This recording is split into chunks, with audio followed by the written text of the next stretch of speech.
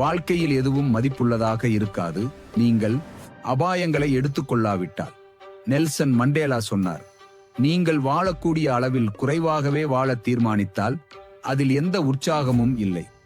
நீங்கள் பள்ளியில் இருந்தபோது, கல்லூரி தேர்வு செய்தபோது, வாழ்க்கை என்ன செய்ய போகிறீர்கள் என்பதை முடிவு செய்தபோது நிச்சயமாக சிலர் சொல்வார்கள், படிந்தா ஓரிடம் இருக்கணும், பாதுகாப்பா இருக்கணும்பா.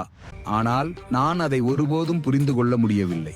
ஏதாவது தவறானால் நம்பிக்கையை தவிர வேறெதிலும் விழ விரும்பவில்லை. நான் பின்னோக்கி விழ விரும்பவில்லை, முன்னே விழ விரும்புகிறேன். அதாவது விழும்போதே நான் என்னவாவது அடைய முடியும், எதிர்கொள்ள முடியும். முன்னே விழுங்கள். தாமஸ் எடிசன் 1000 முறை தோல்வியடைந்தார். ஆனால் அந்த 1001வது முயற்சியில்தான் விளக்கு வந்தது. ஒவ்வொரு தோல்வியும் வெற்றிக்கான இன்னொரு படி. நீங்கள் வாழ்க்கையில் தவறுவீர்கள், தோல்வியடைவீர்கள், சிரிப்பளிக்க கூட வாய்ப்புண்டு. ஆனால் அது நிச்சயமான ஒன்று, அதை பயப்பட வேண்டாம். நான் ஆரம்பத்தில் நாடாம் ஒன்றில் பங்கேற்றேன். அந்த வேடம் எனக்கு சரியானது. ஒரே பிரச்சனை, நான் பாடத் தெரியவில்லை, வேடம் கிடைக்கவில்லை. ஆனால் அதை நான் தொடர்ந்து முயற்சித்தேன், மறுபடியும் முயற்சித்தேன். மீண்டும் தோல்வி, மீண்டும் முயற்சி. நான் பிரார்த்தனை செய்தேன், தோல்வியடைய கூட. ஏனெனில் ஒரு பழமொழி சொல்கிறது, ஒரு சலூன் கடையில் போதுமான நேரம் நிற்கிறீர்கள் என்றால் ஒரு நாள் முடி வெட்டப்படுவீர்கள். அதுவே எனக்கும் நடந்தது. நீங்கள் தோல்வியடையவில்லை என்றால் நீங்கள் முயற்சிக்கவே இல்லை.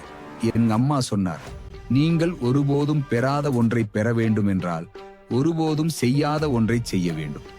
நீங்கள் இறப்பதற்குள் உங்கள் படுக்கையை சுற்றி நிற்கும் ஆவிகள் இருக்கும்.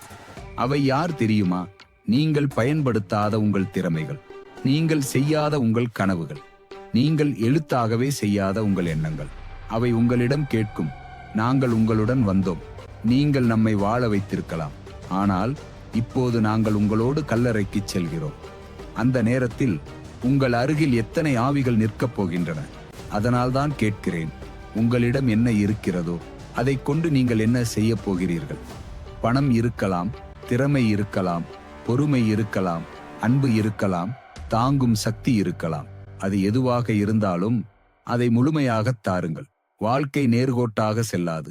சுழலில் சென்று வீழ்ச்சி அனுபவித்து மீண்டும் எழ வேண்டிய பயணம்தான். ஆனால் அந்த பயணத்தில் உங்கள் முயற்சிகள், உங்கள் மனித உறவுகள், உங்கள் நம்பிக்கை, இவையெல்லாம் தான் உங்களை வரையறுக்கும். மனமுடையாதீர்கள், தோல்விக்கு பயப்படாதீர்கள், பின்னோக்கி விழாதீர்கள், முன்னே விழுங்கள். முழு மனதுடன் முயற்சி செய்யுங்கள். இன்றிரவு கூட நினைவில் வைத்துக் கொள்ளுங்கள், முன்னே விழுங்கள்.